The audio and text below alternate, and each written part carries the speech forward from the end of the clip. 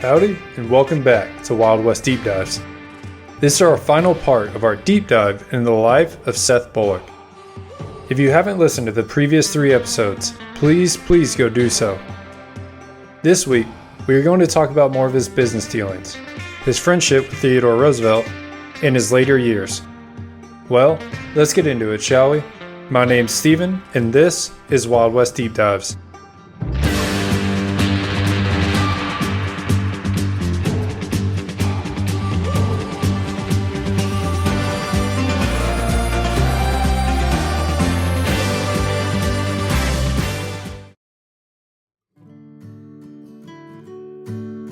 Bullock's financial situation began to improve after the partnership had broken, because he became the primary owner of the S&B ranch and the hardware stores. However, it didn't last long. In March 1894, a fire started across the street from the hardware store and spread quickly, destroying much of lower Deadwood. It consumed the front of the building, but the fire safe, which held much of the store's major inventory, had survived. Then in September of 1895, a fire destroyed much of the business district in Belay Forge. These fires set Bullock back financially, and it would end his entrepreneurial leadership. Though he would invest again in Belay Forge and start the reconstruction of their hardware store in Deadwood, he wouldn't be the driving force that he had always been. Since the big fire of 1879, Bullock had worked hard to build wealth and create permanence for Deadwood. Though he did not become incredibly wealthy, he did make money, and more importantly, he gave Deadwood permanence. Deadwood had ore processing plants, businesses had grown and thrived, and more importantly, railroads had reached Deadwood. The northern Black Hills had matured economically, and the chances of businesses bringing incredible profits had basically diminished. It was no longer a frontier town, to where businesses could be started and have a monopoly of the town. But Bullock had one more trick up his sleeve. While rebuilding the front of the hardware store, he changed direction. Deadwood was missing one thing: a first-class hotel. Deadwood promoters had long desired a hotel. When the Board of Trade met for the first time in 1881, they talked about constructing a hotel. At the time, Deadwood's hotels catered to single working men who would live there permanently, but they were beaten down and failing. In 1891, when the railroads reached Deadwood, the board again pushed for a hotel. Bullock led the charge and started to talk with a developer to figure out the cost. When they backed out, a local investment group created the Deadwood Hotel Company, and after acquiring the site and pouring the foundations, it ended abruptly. The financial panic of 1893 caused them to abandon the project. They had spent almost $50,000, about $1.7 million today. But in 1894, Bullock had an idea and decided to ask residents to pull money together and buy the lot. He convinced them by stating it, quote, would enhance the value of every lot in that part of town, and the owners can well afford to raise the bonus asked. The residents agreed and raised about $6,000, about $220,000 today. With the money secured, Bullock formed the Bullock Hotel Company and began construction. However, he lacked the resources to finish the first-class hotel on his own. But in early 1896, 2 men named Fred Evans Jr. and W. Marsh agreed to complete the hotel. Both these men formed the Dakota Hotel Company and had connections to hotels in Omaha and Hot Springs. The local newspaper covered every second of their progress, describing, quote, the furniture Evans purchased in Chicago is the finest and handsomest manufactured, and the splendid style of the barbershop and the Turkish baths in the basement as an elegant luxury. In April of 1896, the Bullock Hotel was finally open, and residents celebrated. It is unclear how involved Bullock was in the hotel construction, but his name would forever be a part of it. The hotel still stands and operates today, and is named Historic Bullock Hotel. We will now go into the rest of his businesses and what had come of them. Bullock built a hardware store on a nearby lot, but it did not do well, and by 1898, Bullock was trying to sell his remaining interest in the store. By 1900, the Deadwood paper reported, quote, "The remainder of Starr and Bullock stock, consisting mainly of shelf hardware, had been sold." The Bullock Hotel began expanding in the building, and Bullock's days as a merchant were over. By the mid-1890s, Bullock had become less and less involved in the ranch. His son Stanley then moved to Belay Forge and began managing the Bullock Land and Cattle Company. Stanley also opened a real estate and insurance office. It seems Stanley Bullock took over entirely, as Bullock would only periodically visit, but didn't seem very involved beyond that. However, Bullock remained involved in the mining industry. The 1898 Deadwood City Directory listed Bullock's occupation as mining, though he was not involved as much as he was when he was president of the Iron Hill Company. But he held claims in the Bald Mountain Gold District and the Galena Silver District. He would eventually sell his claims in Bald Mountain and was involved in a brief affair known as Ragged Top Mining District in 1896. And after an excited but rather small gold strike, the company collapsed by the summer of 1897. Even in terms of civic matters and local politics, Bullock seemed to be taking a step back. In the 1896 election, he played no part in any piece of it, though his former partner, Sol Starr, played huge parts. Bullock did, however, join a sheriff's posse in 1897 after some bank robbers had escaped from the Deadwood jail. But beyond the 1900s, post-Spanish-American War, Bullock found a new direction in life. When Teddy Roosevelt received nomination as vice president for presidential nominee William McKinley, he traveled west and he invited his Rough Riders to join him. In late August of 1900, Bullock had received a letter inviting him to join Roosevelt on the campaign trail, and Bullock accepted, joining him in Yankton, South Dakota. Over the next week, Bullock rode with Roosevelt through South Dakota, North Dakota, and Montana. This is when Bullock and Roosevelt would exchange stories and establish a bond of trusting one another. Bullock really gained the trust of Roosevelt when the party went to Butte, Montana. The residents of Butte supported Democratic nominee William Jennings Bryan and were extremely hostile to Teddy Roosevelt. The party expected violence when Roosevelt gave his speech. When Roosevelt arrived in the Opera House and began giving his speech, he was surprised and took some pride in the fact that the audience was silent and with fixed attention. He was convinced that, quote, his rhetorical powers had held the audience rapt and precluded interruptions. He was shocked when he learned that Bullock had sent word out to the residents of Butte, stating, quote, if anyone made a noise, he would kill them. He then sat behind Roosevelt on stage with a gun visible on both hips. Roosevelt's next stop was Deadwood. 10 days before the visit, Bullock wrote to the newspaper, and it published that Bullock envisioned a successful, nonpartisan stopover. He wanted the streets lit with 1,000 torches, and essentially for everyone to be on their best behavior. Surprisingly, they were. When the train arrived, quote, a large crowd, which included delegations from every Northern Hills town, 500 cowboys, and a women's Rough Rider Glee Club, met the candidate at the Northwestern Railroad freight station in Lower Deadwood. Electric lights lit up the street and rockets were shot into the sky. It was estimated that the crowd was between 5,000 to 10,000 people. William McKinley won the presidency that November, but McKinley did not serve long. He was assassinated on the 14th of September, 1901. This made Teddy Roosevelt the 26th President of the United States.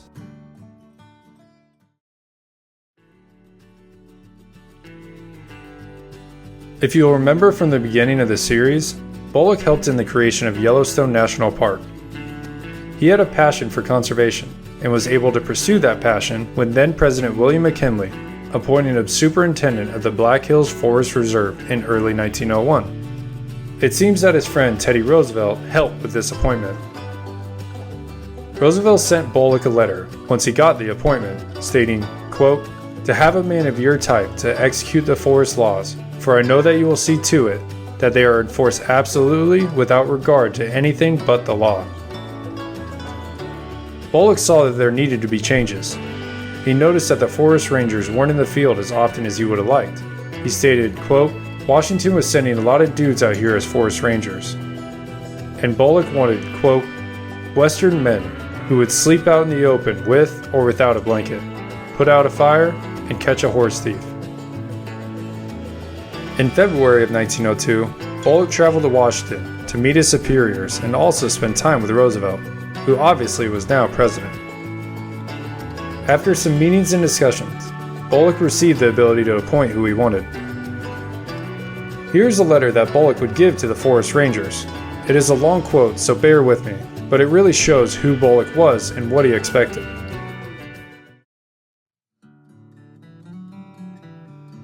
Sirs, your attention is called to the fact that in a number of instances, the monthly reports of forest rangers of this reserve show but a few miles traveled per day while patrolling their district.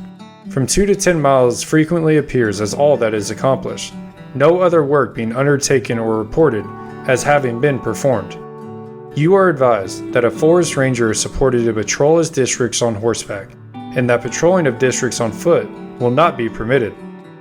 A few monthly reports, very few I am glad to say, indicate that the particular ranger performs as little service as he can during the month, just enough to have his report approved and escape censure.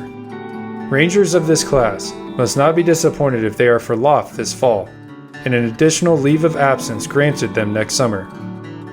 Shiftless, careless work will not be tolerated in the future. An honest day's work, honestly performed, is what is required and will be insisted upon. You are expected to thoroughly patrol your districts, getting to every part of it at least once a month, familiarizing yourself with every trail and every road upon or through it, by whom and for what purpose they are used. You should also know the name and occupation of every resident of your district, temporary as well as permanent, and ascertain by what right they are upon the reserve and what their business is. A special and vigilant watch must be kept for forest fires. Visit often the places frequented by campers, as they are a prolific source of fires.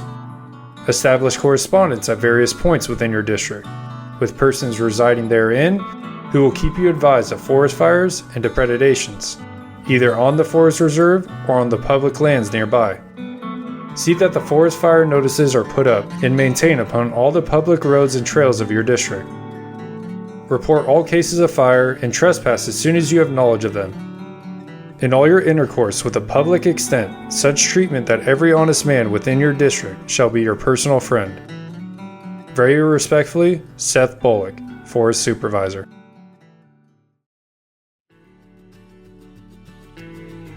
When he got back to Deadwood, he created his office, where he would manage 15 to 20 rangers. He selected them by their ability to saddle, pack and ride long days, and their particular skills, but not necessarily for their forestry knowledge. Their job included watching for forest fires, enforcing state and federal laws, and preventing illegal timber harvest. But Bullock also wrote to his men, telling them to make sure people stopped, quote, killing fish by the use of dynamite. When Bullock analyzed the forest, he understood the importance of the forest resources, the timber, the grasses for grazing, and the land itself. This is when Bullock made 3 major decisions that may have upset some, but he tried to always find even ground. The first was allowing timber companies to increase their business. Bullock allowed more than any other reserve. It upset some conservationists that wanted no timber cuts, but Bullock did put a strict plan on how much timber could be harvested, and anything over that was heavily punished. The second was grazing on protected land. At the time, cattle owners could graze their animals wherever and whenever they wanted, for a fee. When Bullock put into law that there would now be a limit on the amount of cattle that could graze on the land, ranchers were furious. But Bullock removed the grazing fee for the ranchers, and they calmed down a bit. Lastly, was the issue of the forest homesteads. Prior to the Black Hills being designated as a reserve, a settler can claim a homestead anywhere in the Black Hills. There have been people who had legitimate claims on the land prior to designation, but there were also a large group of people that ignored the designation, and protests started. The protesters' biggest argument was the Black Hills had great land for agriculture. Bullock, being a big advocate for agriculture, discussed with them on a compromise. He wrote to the South Dakota congressional delegation, asking them to pass legislation that would allow more settlements on reserve land. In 1906, after Bullock had already left office, the Forest Homestead Act passed, which allowed homesteaders to claim agricultural lands within the reserve, but not all the land. It must be used for agriculture. Bullock served as superintendent of the reserve for 4.5 years. His changes to the laws allowed the Black Hills Forest to flourish. In 1903, Roosevelt made another trip around the United States, and Bullock joined him in early April. They traveled to Sioux Falls, Edgemont, Yellowstone National Park, and lastly, Butte, Montana. Bullock decided to travel early to Butte to make sure there wouldn't be any trouble, but instead found that the town was cordial. He decided to relax a bit with a few drinks. Well, a few turned into a bunch, and one too many strong ones caused Roosevelt to make Bullock turn over his guns. Bullock obliged, but Roosevelt accepted Bullock for who he was. You can take the man from the frontier, but you can't take the frontier from the man. When Roosevelt won the presidency in 1905, Bullock organized a group of cowboys to ride in his inaugural parade. Bullock called them his company of cowboys. When the 50 cowboys rode down Pennsylvania Avenue in the parade, they put on a show. They weaved their horses shouting, "Rah for Teddy!" They would lasso unsuspecting children. They paused and saluted pretty women. They wore leather breeches or sheepskin chaps. They had belts with 6-shooters on their side. They looked like the classic Western cowhand.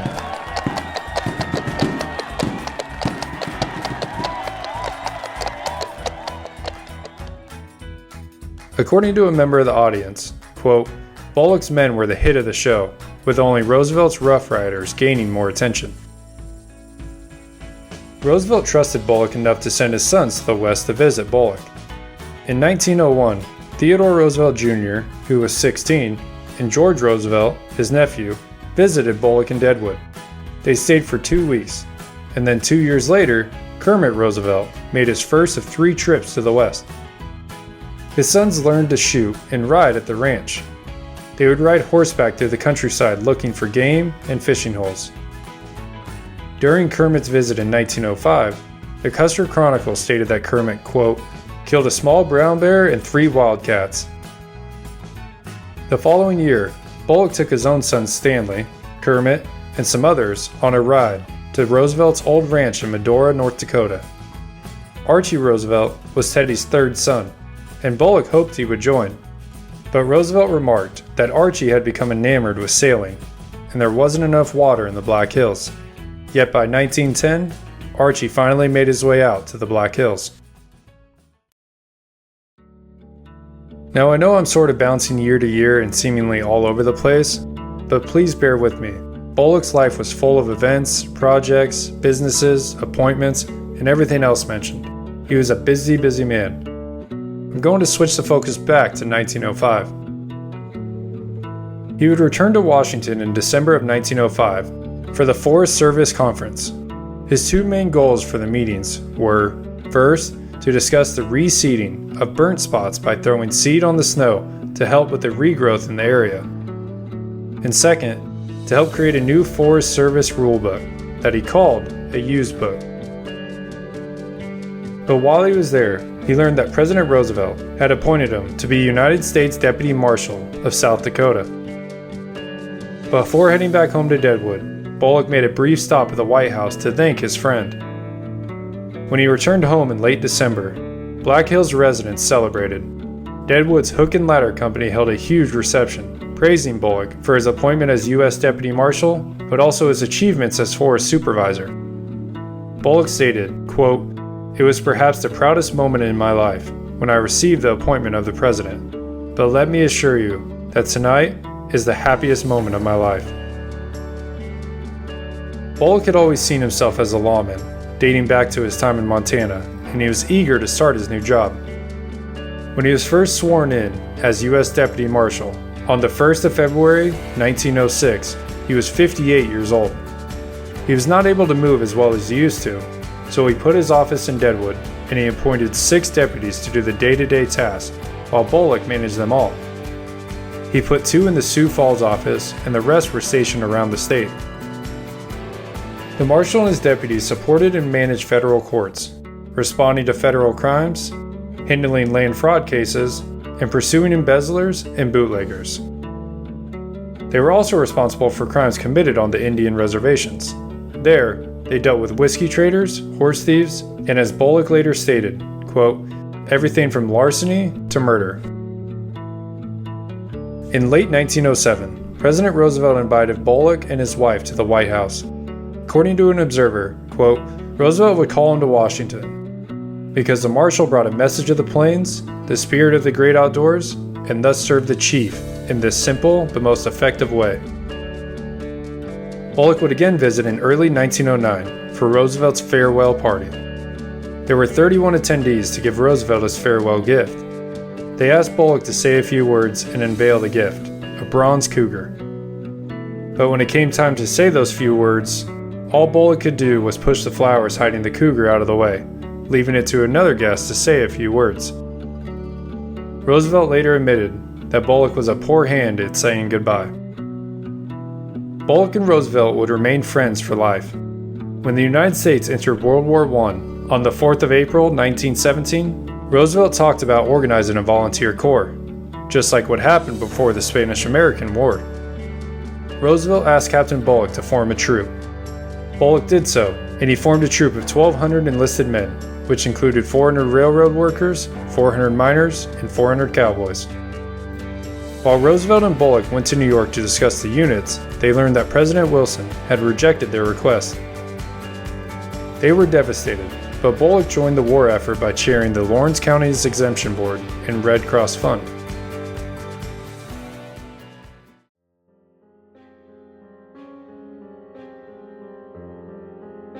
But later, in 1917, Bullock would become ill with what he described as, quote, gripe which ended in stomach trouble. It was intestinal cancer, and he traveled to California for surgery. He would write Kermit, stating, quote, folks came to California after the remains, but when they arrived, they found the remains sitting up and cussing the Huns. When he returned home in 1918, he seemed to be doing better. But the news then arrived that struck Bullock. His great friend, his idol, Theodore Roosevelt, had unexpectedly died on the 6th of January, 1919, in his sleep. It was later determined that he had a blood clot in his heart.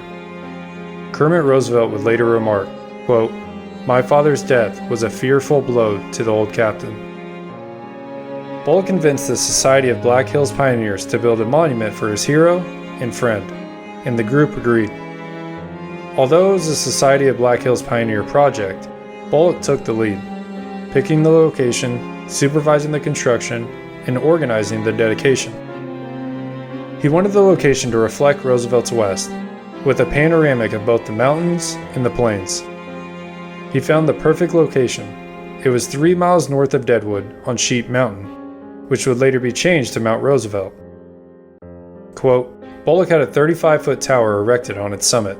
Constructed out of local rock and cement, the tower acquired a rough texture, a look Bullock selected to reflect the character of the country. Yet the structure itself looked much more like a turret of a small castle. It was completed in a matter of months.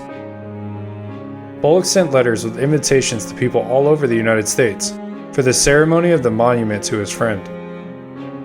The ceremony was set for the 4th of July, 1919, and over 1,000 people attended. Governor Peter Norbeck presided over the ceremony, and Major General Leonard Wood, who Roosevelt put in command over himself in the Spanish-American War, gave the keynote address. But soon, Bullock's intestinal cancer returned, and on the 23rd of September, 1919, Seth Bullock died at his home, at the age of 73. Just before he died, there was a plot of land at White Rocks that sat above Deadwood and overlooked the town. Bullock had envisioned a park on the land that the Society of Black Hills Pioneers could build, but with his health failing rapidly, he had asked to be buried there. On the 26th of September, hundreds of people paid their respects to one of the original pioneers of the frontier town of Deadwood. Bullock's headstone has just one word to describe him: pioneer. The cemetery today is called Mount Moriah Cemetery. Bullock shares his burial site with Wild Bill Hickok, Calamity Jane, and many other Deadwood figures.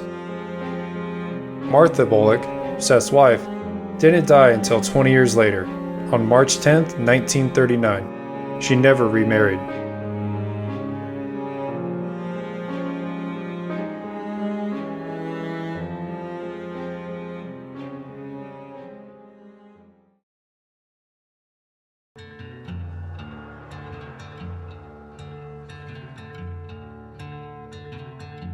Now, as promised, I'm going to talk about the Deadwood TV series that features Seth Bullock and do my best to answer some questions. And if you haven't seen the series, this is a huge spoiler alert. So please fast forward. But here we go. Did Seth Bullock and Wild Bill Hickok ever participate in any shootings or lawman acts together? In the series, Bullock and Wild Bill kill an outlaw that had killed and robbed a family that was leaving town. But in real life, the two most likely never even met. Their paths never crossed until the two were in Deadwood. But Bullock arrived on August 1st, and Wild Bill was killed on August 2nd. There are no confirmed events between the two. Second, did Bullock ever have an affair? In the series, Seth Bullock is married to his brother's widow. They were left behind just like in real life when Bullock left for Deadwood. He then has an affair with a woman named Mrs. Garrett. Upon arriving in Deadwood, Mrs. Bullock learns of it, and there is some drama. Now, we know in the real life Bullock married his childhood sweetheart, and they were married until his death. But it is highly unlikely that Bullock had any sort of affair. But obviously, we don't know of every second that Bullock lived, but he was highly regarded by many people who knew him. Although, if you look at a picture of Martha Garrett and compare her to Mrs. Garrett from the TV show, they look awfully similar. I don't know if the producers did that on purpose, but to me, they look similar. You can tell me if I'm wrong. Third, what kind of pistols did Bullock use? From the research I've done, it seems the Remington Model 1875. And yes, it is the same gun as they used in the TV series. It seems they try to be historically accurate with that. Lastly, were Al Swearingen and Seth Bullock actually rivals? Unfortunately, no. Not in the research I could find. Al Swearingen was an evil man and ran the Gem Saloon in real Deadwood. Also, in TV Deadwood. If you think he's a bad man in the TV series, the producers might have actually made him out to be a better man. But it seemed that Bullock and Swearingen rarely interacted. It was more of a I'll look the other way type thing from all the sheriffs of Deadwood. Deadwood is definitely one of my favorite TV series there is. I would say overall, it is not historically accurate, but it is historically inspired. That being said, it is still a great series. Theodore Roosevelt put it best when talking about Seth Bullock, and I think it's a perfect way to end this series. Quote, Seth Bullock is the West in which I came to live 20 years ago. He is one of the last of the pioneers. He is clean American of a type which had made the West what it is, and which the West, though it does not know yet, can never afford to forget. I want to take the time to give a huge shout out to David Wolf's book, Seth Bullock, Black Hills Lawman. If you're interested in more info in every detail of Bullock's life, this book is for you. This is not a paid advertisement. I am a genuine fan.